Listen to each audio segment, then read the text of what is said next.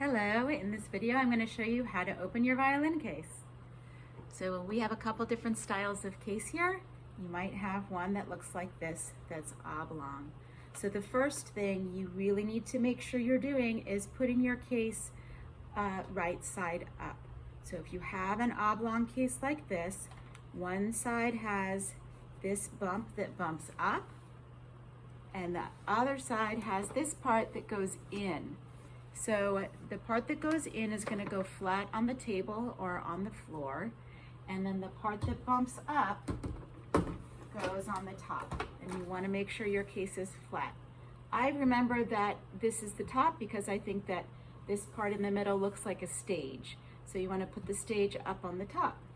Then you're going to open your clips by lifting this part and on the other side, and if this loop is stuck up here, you'll have to move it down. Then you'll open, take both sides and lift it up. Now when you take your violin out, don't do it until I instruct you. But when it is time to take your violin out, you're going to take it with your left hand. So remember this, the L, and you're going to hold it by its neck, and that's how you'll take your violin out. When you put it back in, always make sure that it's lying on its back. And don't take out the bow until you learn how to do it properly.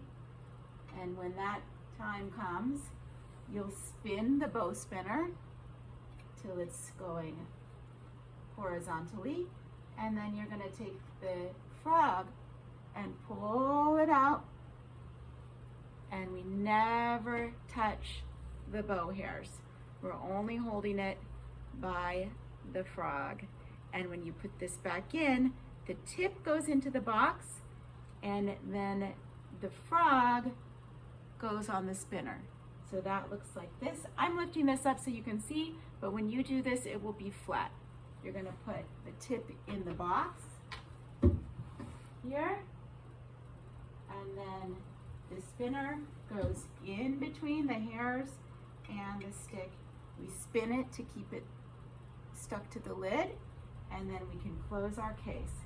And for this kind of case, you're going to take the loopy part and put it over, and then you push down the tab, and then make sure you do the other side as well.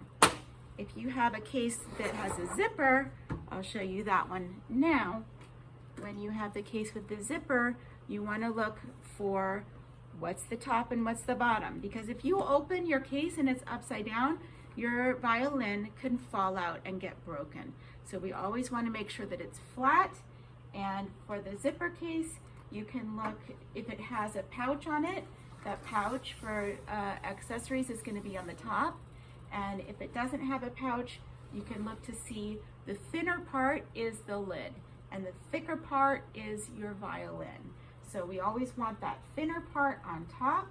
You're going to open the zippers. If it has a Velcro flap, you'll need to get that out of the way so you can open the other zipper.